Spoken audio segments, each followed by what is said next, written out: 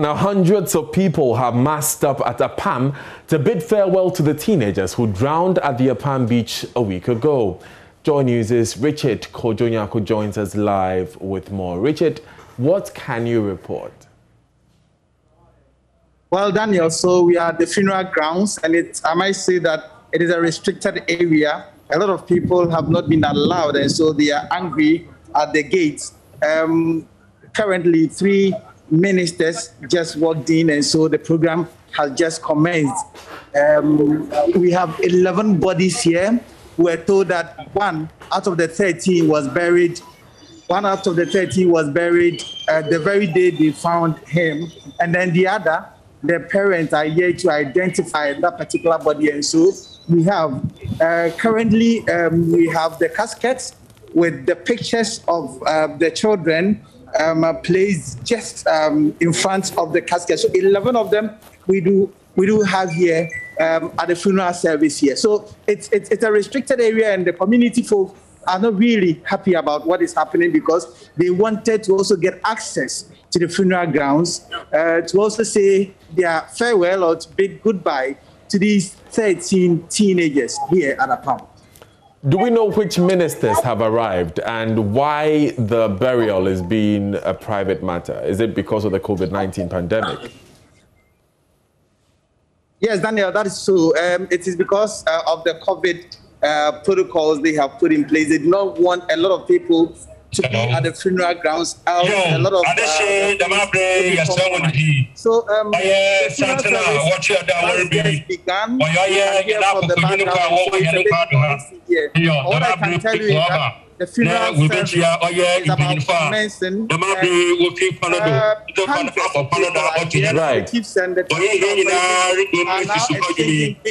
Richard, I would have to step in at this point because the voice on loudspeaker is making it a bit difficult to hear you. So if you can reposition yourself away from the loudspeaker, we can have a meaningful conversation here on the program. You're live on News Desk. That was Richard Kojo-Nyarko coming to us live from Apam in the central region where that gruesome incident took place last week.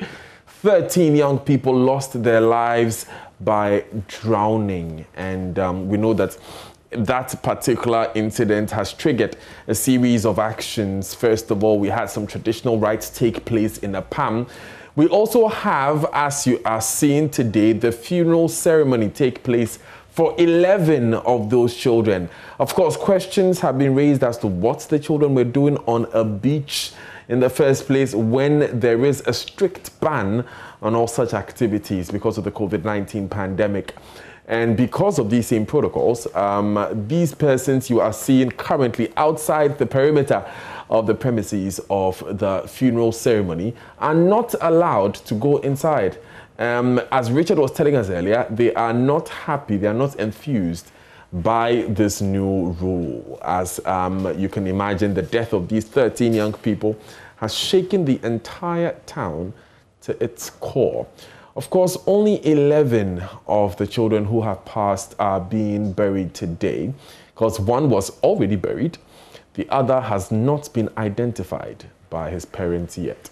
And these are a group of boys, I believe, sympathizers of the family who are also singing and passing by. You're live on Joy News Desk. Richard will give us more details of this particular incident a bit later in the program as well. We will take you to Parliament, where today the debate on the 2021 budget begins officially. Of course, it's important that we cover this because Parliament is just returning from that retreat in Ho, where they had the opportunity to review all the various elements of the budget, especially according to their newly formed committees. And now they are in a better position to deliberate on the matters having to do with the budget. We'll take you there a bit later, but in the meantime, drivers as the Techiman main lorry station are appealing to government to reintroduce the suspended income tax and work on reducing fuel prices at the pumps. According to them, the move by government would worsen their plight as lorry fares remain the same. My colleague Anna Sabit has been engaging some of the drivers and filed the following report.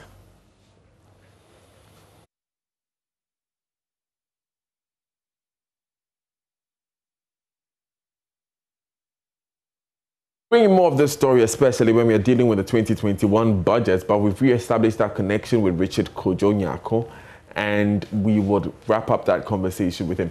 So, Richard, earlier you were describing the scene, telling us some more details about the funeral, but unfortunately, we lost you there. Can you go over that?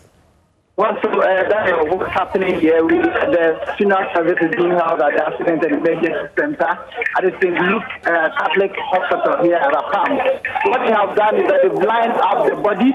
11 of them we are seeing now. They tell us that the latest one they found, the 13th one, was buried on the same day upon the instructions of the medical director. And one more body is yet to be identified. And so that body is still in the morgue.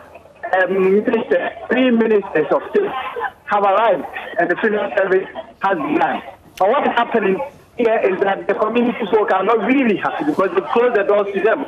They say that they wanted to also go and bid farewell, some goodbye sort of to these people that have been prevented.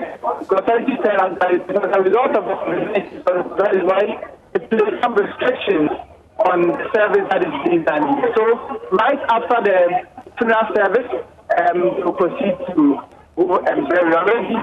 The 13 days are ready, and so they will proceed to do that. But what I can tell you about the COVID-19 protocol is that even outside, it is even terrible because if they had been allowed inside, it would have been good. Because it would have helped them the opportunity using monitoring to ensure that the COVID are being addressed. But some chanting songs, possessing, drumming, dancing, and what have you. And so this is what we have now. Richard, who are these ministers who are present? Well, so the new Central Regional Minister, Justina Hassan, is here. The Transport Minister, the Korean Siama, and then the Minister of Fisheries and Aquaculture Development, these are the three ministers that are representing government here. So it's a government delegation. And as well as other people, other government, key government functionaries, they are also here. They are coming to support the family to say goodbye to these things. Have they said anything, these ministers? Well, the service just began, and so they walked in about 10 minutes ago. Nothing has been heard from them, but they are in some kind of somber mood. We're waiting for the service to begin, and we will hear whatever they say. Now, earlier in some of the reports you sent us, the residents of Apam were a bit unhappy that they were yet to hear from any government official after this unfortunate incident.